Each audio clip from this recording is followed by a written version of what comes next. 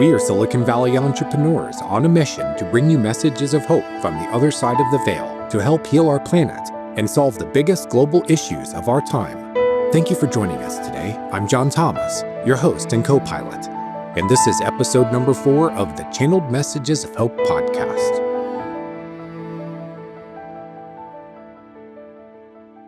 As a chemical engineer and the CEO of a technology company, I used to have little awareness of spirit channeling, or what some people call mediumship. But when my wife Carolyn found help for a serious disease through channeling, when her pain lessened and she got her strength back and her health back, it prompted me to start seeing the world differently than I'd known previously.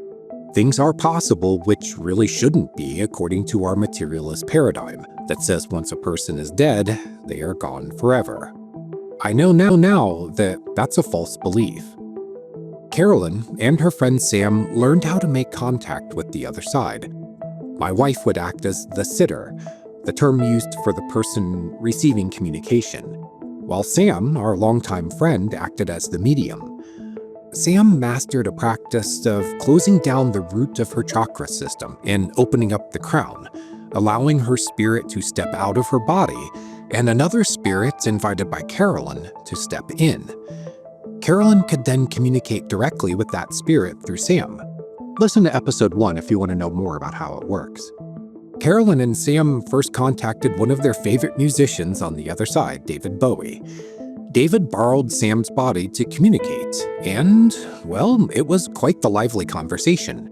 It really amazes us how not just the communication comes through from the other side while channeling, but also the personality. If you were there, you could have sworn we were really talking with David Bowie. And it's because we really were. Carolyn and Sam continued doing these sessions, trying to find out more about what was possible. And eventually they made contact with a group of enlightened souls on the other side called the Council. And we learned that these souls are very interested in delivering their perspective and advice about humanity's biggest challenges at this time, about climate change in particular. We know this because the Council made arrangements for us to talk with people on the other side who gave us fantastic answers and insights. And they need to be heard. And we are helping that cause. Nothing could have prepared me for the messages delivered through Sam. She is not a professional medium and does not do this work publicly. She works in financial services and has a master's degree. So spirit channeling on the weekends is not what you would expect from someone with such a serious day job. But Sam is one of a kind, and she bravely moved forward with cultivating her abilities. A few years ago, an inspiration struck Carolyn. She and Sam would write a book based on conversations they had with the other side. She thought it was her idea, but later found out it had been, beamed into her head? Or call it downloading. Carolyn's willingness to implement the idea and Sam's willingness to act as the channel led to a huge response from the other side. The Council connected us to scientists like Nikola Tesla and Albert and Mileva Einstein, and to experts like Dr. Stephen Schneider, a legend in the field of climate science. Stephen predicted during our interview with him in 2022 that the Earth was warming faster than expected and would exceed the limits set forth by the Paris Agreement. Data published in early 2025 confirmed his prediction. Now, I'm a trained engineer, and I know a lot about science. And if you do too, you may already be thinking that confirmation of a prediction is a key way of verifying a hypothesis. The hypothesis in this case is that my wife Carolyn, together with our friend Sam, really did talk with Stephen, who crossed over in 2010. How else would he know something no one else knew when he made that prediction? Back in 2022, there was nothing in the news to suggest that less than 3 years later, we'd already be surpassing the warming limits we shouldn't exceed before 2030. Listen to this clip of Stephen speaking with us through Sam. I'm fearful that we won't make it to the 1.5 Celsius in 2030. I feel that we're moving too late on this. These greenhouse gases are creating the warming. They are creating the warming of the oceans and the land. And when you have the water, the oceans becoming warmer, we're getting more hurricane activity. We're getting hurricanes that are enormous, and that alone is catastrophic. There's no way to prepare for shelter against these hurricanes that are so large. And that is because of the oceans that are warming from the greenhouse gas emissions. The drought is because of the emissions. The drought leads to the wildfires. That is how this all becomes catastrophic. It becomes a world where we are in survival mode constantly. From the other side, this esteemed climate scientist saw what was coming. And he does give hope that it's not too late to avert the environmental catastrophe that's brewing. It's still possible to keep warming below the limit set for 2050 if we get our butts in gear and bring down greenhouse gas emissions like we should be already. Mr. Schneider is emphatic about that point and asked us to repeat it. Emissions must be brought down. There are many more predictions and answers and insights about global warming and climate change that came out during our interviews with the 19 souls chronicled in the audiobook we put together from these sessions. A link to the book is in the show notes. And we'll thank you now for supporting the podcast through your purchase at Amazon and Apple Books, Channeled Messages of Hope by Carol and Thomas. We were led to speak with respected voices from the history of science and spirituality through Sam. As you know, if you've heard our episodes about the messages from the Einsteins and Wayne Dyer. But with top levels of government not functioning well enough to meet the challenges of climate change, we also wanted to know if any presidents on the other side were willing to talk with us. The council led us to 4, including one that caught us by surprise, Richard Nixon. It might be a surprise to you too, and we'll tell you later why we were led to him. Right now, we're wondering which president you would seek out for answers if you had an opportunity like ours to channel their messages. One of the great protectors of the environment, Teddy Roosevelt, comes to mind first. We have him to thank for preserving so many of our national parks and monuments. And we have his example of how to wrestle control of the government back from monopolies and robber barons and, what's that word they use on the news all the time? Special interests. Ah, yes, a euphemism if there's ever been one. Teddy, who became the inspiration for the teddy bear, by the way, after he refused to kill a bear cub, wants the youth of today to organize and be heard. Here he is talking about it through Sam. I would like to see young people starting campaigns, and I would like to see them leading the charge and getting the word out. I would like to see them doing it through all of the ways that you're able to communicate today, through television, through social media, through radio. I would like to see the young people getting the word out, a campaign just to say, this is what's happening. This is great news. Let's keep on working at it. Motivation is so important for the people at this time. Encouragement, motivation, a way to feel that hope. And I would love to see that happening. I would, if I were president, combine it with government. I would have the government lead this, and I would involve the private sector. I know that it would be very positive for people at this time. And people feel in the dark about what is happening. They know it's bad, but they don't know what to do. And with these seeds of hope, to have more information about positive things happening, and then information about small things that can be done to keep working toward this. Picking up trash, saving water, turning the faucet off when you're not using it, and things that now as a Californian, that comes very naturally to you, Carolyn, but not to all of the country. We all need to be concerned. We all need to know that it's still possible for that beauty to exist in this world. But the morale is very poor at this time. We spoke with Teddy twice and found him to be funny and direct. Those personality traits really show in our recordings, like in his answer to a question about how to deal with the fossil fuel industry. Carolyn can be heard in the background chuckling as he says, "Oh, goodness. I'm so happy I'm not president." Teddy told us that the time is long overdue for a third party to be a significant player in American politics. Out of everything he suggested, this is what he really wants to see happen.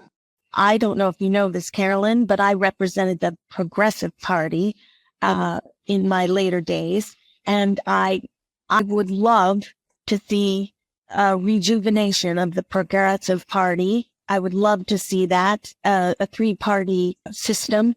I would love to see that in place because there is no middle point. And do I see the Republican Party as it is improving? I don't want to say I don't have an optimistic viewpoint. Of course, I always do, but there would need to be an extreme house cleaning and bringing in more people with a more progressive attitude. And the Democrats, they have their own issues at the moment. But there needs to be a meeting in the middle. And I think it's probably time for another party to be in the system. I feel it is overdue, and we've wallowed in this situation for far too long. There has to be new energy of people coming in, new ideas, and new understanding. This gridlock is because of people digging in their heels. No one will compromise, and it just sits and sits and sits, and this has gotten worse and worse and worse. Ronald Reagan's message starts with, "Just say no to doom and gloom." If he were president today, that's where he would start. Well, I wouldn't want them to become distressed and upset about what's happening in the environment. And I think I would just let it happen behind the scenes and take care of what needs to be taken care of. And I think that the public doesn't need to know everything. I think that provides them a lot of opportunity for depression, and I think that without an optimistic view as Americans, we lose our spirit, we lose our drive, we lose our ambition. But of course, I do realize that there's an issue here with the environment. And I feel that Americans should focus on becoming more excited about what we do. And I want the American spirit restored. In the long run, clean energy tech is the answer, Mr. Reagan said, and the government can help with incentives. But in the short run, people need fossil fuels to maintain their way of life. He's unapologetic about it. And in this clip, he says that climate deniers have good reason for their doubts. Well, I think that for those who are in denial, it's because they have not been presented with the facts. But I feel that they are not guilty of turning their backs, and they are looking to have more proof of the climate change, because their feelings, and I tend to side with this, is that it can also be attributed to other natural occurrences. Mr. Reagan defended his actions as president, even if they were environmentally unfriendly, and says as president, he served a different constituency than during his days as governor of California, when his policies were friendlier. Carolyn really didn't know what to expect when we interviewed George Bush Sr. about the climate, and neither did I. He was vice president during Ronald Reagan's terms, and went on to become president himself. Bush made his bones in the oil business, but we soon saw the wisdom of the council's choice of Mr. Bush as someone to talk to about the climate. Now, he strongly supports cleaning up the planet. And you can hear the grandfather in him as he argues that we have a duty to the young to make it happen. In the next clip, you can hear him agreeing with Nikola Tesla and the Einsteins that nuclear fusion, a clean way of generating unlimited power, is the best solution for future energy needs. And remember, this is coming from someone who made his early living in the fossil fuel industry. Carolyn, I do feel that the nuclear fusion is extremely important in us getting there. We have a lot to do in a short amount of time, and I feel that that is extremely important. As we are now, I'm not so sure that we're going to complete what we need to in time, which is just what I'm seeing, that's my opinion, which doesn't mean that we won't, especially with all the intention and all of the people that are working toward this. But I will say that once the nuclear fusion is in place, I think we can cover a lot of ground in a short amount of time, which now we have a lot of ground to cover, and we have a short amount of time, but I'm not so sure that we're going to fulfill those goals. But I feel that once the fusion is in place, we can truly make a dent, bigger dent than we thought possible. I know that a lot of alarms and bells go off in the minds of people when they hear nuclear, but I feel that this is using something thought of as a bad thing for good. Mr. Bush also says that climate denial is just foolishness. Well, I think we have to acknowledge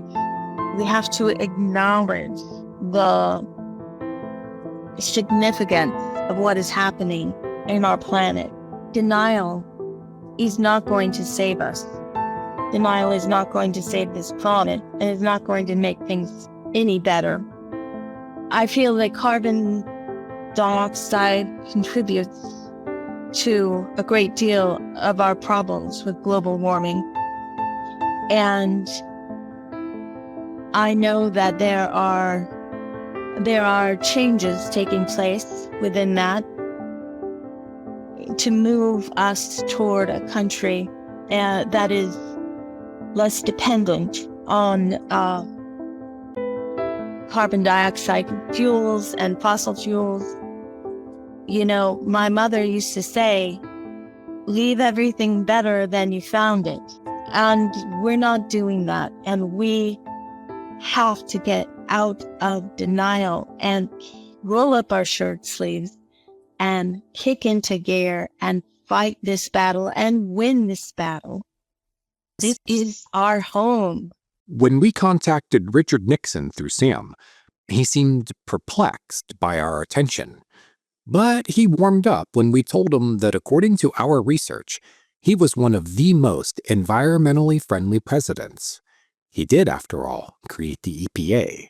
I do thank you for the recognition of what was done during my administration for the climate and for pollution. And I thank you for recognizing that. I'll tell you, it was very important to me to do what I could to protect the air, protect from hazardous dumping, pollution of the water and sewers, from pesticides, asbestos, dangers of asbestos in schools. Most school buildings had asbestos at that time. There were many things that needed to be completed. And I had scientists that advised me, and I paid attention. And political motives, everything is a political motive. But I also have to say that even though I had many faults, and there are many faults in my legacy, and I did try to do what was best for the American people. And I knew from the information presented to me that we were heading down a path that we would need to veer off from and create a new path, or we were headed for a great deal of trouble with our planet. You know, it's funny how many former presidents told us they're glad they're not president now. Carolyn asked Richard what he would tell the American people about the state of the planet and its needs. Well, I'd like to say, Carolyn, that I'm glad I'm not president. I did my time, and it's the time for new blood. And I would tell the American people that there's much to be done, but there's much that we have done and that we are doing and continue to do. I would let them know that there are many who are working on this issue, because I feel that the American public is in a very desperate place, feeling very destined for doom and Armageddon. And nothing can be accomplished in that state. And this is something that we all need to be a part of to see these improvements take place. And I would tell the American people about the things that have been done, where we've had improvements, where we're seeking improvements, things that are being worked on at this time to work toward a cleaner planet, and give them the information. When you have no information, or when you have overwhelming negative information, it's like a deer in the headlights, and people kind of freeze and feel very powerless. And that's what the American public needs at this time, to feel empowered, like they're part of the solution. All of the former presidents we were put into contact with said that we are running out of time, and the current political situation is a big part of the problem. They didn't give us anything revelatory that we could drop here and use to change the situation instantly. They seem to think that the right information reaching the ears of politicians and the public will go a long way. There is an industry-created smokescreen obscuring the truth about climate change. We also agree wholeheartedly that we need new blood and fresh faces in American politics. And we should resist the urge to partisanship. Yes, Team Red in Washington are what you might call the oligarchy. But even if Democrats overrun D.C. in the next election and implement planet-friendly policies, it won't stop the trend line from aiming at a future where the problems are just more severe. The oil industry gets its way either way, and we don't know how to change that fact. But we would like to give you the most brilliant bit of reasoning we heard from any of the politicians we talked to. It's something Richard Nixon told Congress during a State of the Union address. But first, please help us get these messages of hope out to the public. We're gaining traction and building an audience, and every one of you that chips in is making a big difference. So with that said, we'd like to conclude today's show with a clip of Mr. Nixon telling the political class of his time why prioritizing protection of the environment is so important. He said it 55 years ago, and it's still true today. It's a message we think climate deniers in particular need to hear, because it lays out the reason they can disagree with the science of climate, but still be champions for Mother Earth, like Mr. Nixon was and still is. Next episode, we will bring you more messages of hope. I'm John Thomas. Thank you for joining us and for participating in this great work to help heal the planet and preserve our future. And for our listeners who were expecting to hear from John McCain and Gaylord Nelson in this episode, yes, they were originally scheduled. But we decided to devote an upcoming episode so we can give more time to hear from these two senators with strong environmental records. They had a lot to say about our current situation, not just the politics, but the mentality behind it. They are two of the 19 great souls we interviewed in Channeled Messages of Hope by Carolyn Thomas. Check out the audiobook at Amazon, Apple, and Audible. Thank you for supporting the podcast. And now, here's Mr. Nixon. I now turn to a subject which next to our desire for peace may well become the major concern of the American people in the decade of the 70s. In the next 10 years, we shall increase our wealth by 50%. The profound question is, does this mean we will be 50% richer in a real sense, 50% better off, 50% happier? Or does it mean that in the year 1980, the president standing in this place will look back on a decade in which 70% of our people lived in metropolitan areas, choked by traffic, suffocated by smog, poisoned by water, deafened by noise, and terrorized by crime? These are not the great questions that concern world leaders at summit conferences. But people do not live at the summit. They live in the foothills of everyday experience. And it is time for all of us to concern ourselves with the way real people live in real life. The great question of the 70s is, shall we surrender to our surroundings, or shall we make our peace with nature and begin to make reparations for the damage we have done to our air, to our land, and to our water?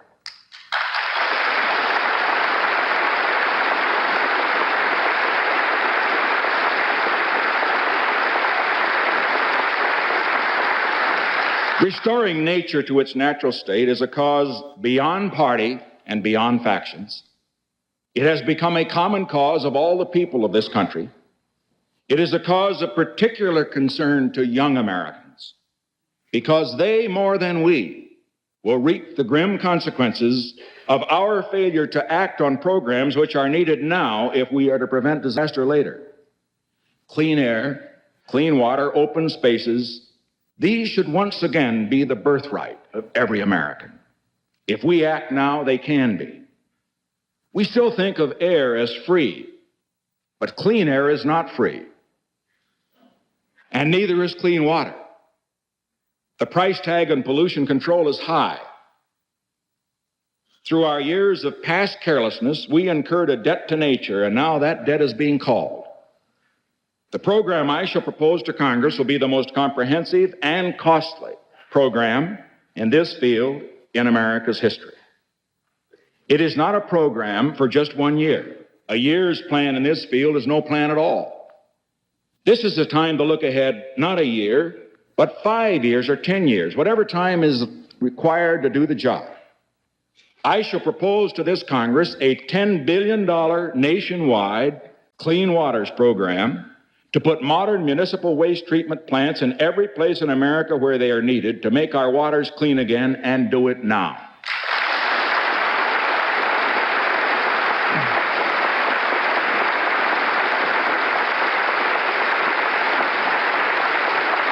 We have the industrial capacity, if we begin now, to build them all within 5 years. This program will get them built within 5 years. As our cities and suburbs relentlessly expand, those priceless open spaces needed for recreation areas accessible to their people are swallowed up, often forever. Unless we preserve these spaces while they are still available, we will have none to preserve. Therefore, I shall propose new financing methods for purchasing open space and park lands now before they are lost to us.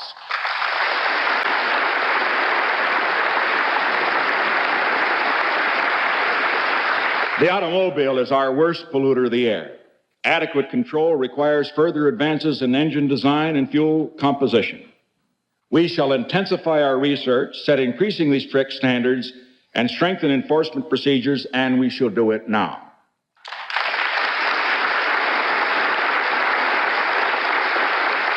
We can no longer afford to consider air and water common property, free to be abused by anyone without regard to the consequences.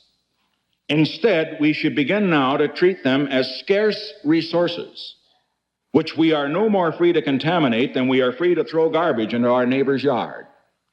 This requires comprehensive new regulations. It also requires that to the extent possible, the price of goods should be made to include the cost of producing and disposing of them without damage to the environment.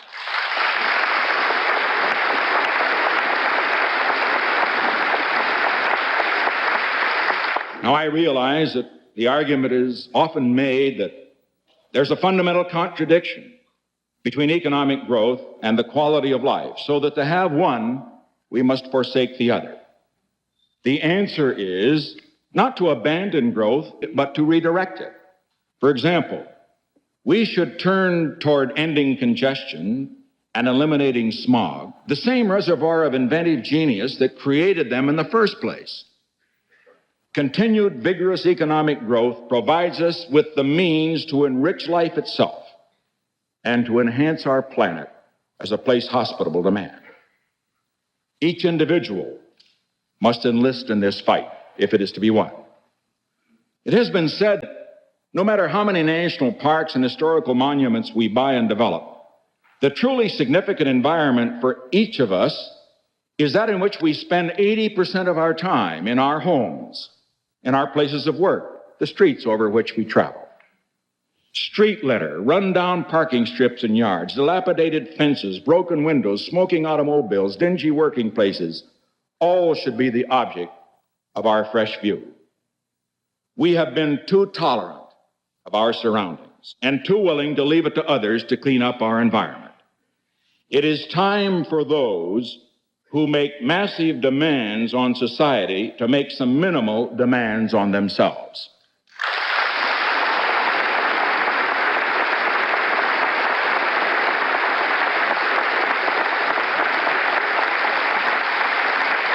Each of us must resolve that each day he will leave his home, his property, the public places of the city or town a little cleaner, a little better, a little more pleasant for himself and those around him.